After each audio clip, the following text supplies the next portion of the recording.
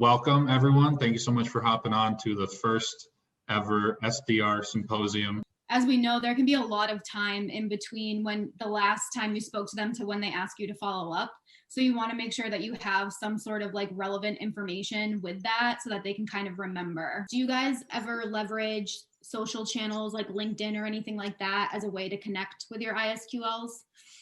Yeah, I usually send an invite to connect with prospects that I usually connect with through email on LinkedIn, just like as an extra channel, just so like they can put a face to like who it is they're talking to. How do you guys keep track of your ISQLs?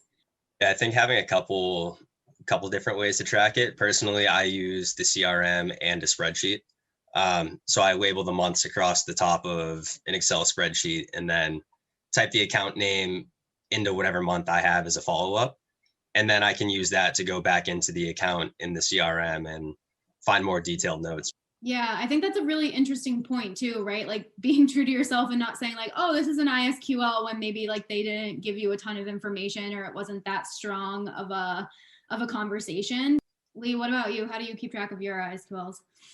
The very important ones that I want to follow up with, I'm writing a little blurb on the whiteboard, their name, I'll follow up in a couple of weeks, but I'm not going to forget that because it's right there. Do you guys have any specific tactics or tricks when it comes to like, how do you hold your prospects accountable? I think one of the best ways is to always try to get maybe a tentative calendar invite, because like them seeing that there kind of just shows them that like they've agreed to it. And like even if the time that you have tentative doesn't work out, they'll usually just reschedule again. But I mean, I've had some times where I set up tentative calendar invites and I mean, the prospect kind of went dark and I'm thinking they're not going to show up and they still show up to the meeting. And to piggyback off of that, like when let's say I am like getting something tentative on the calendar for like 4 to 6 months out, as I'm wrapping up the call, I'll ask them if they can throw me the tentative accept.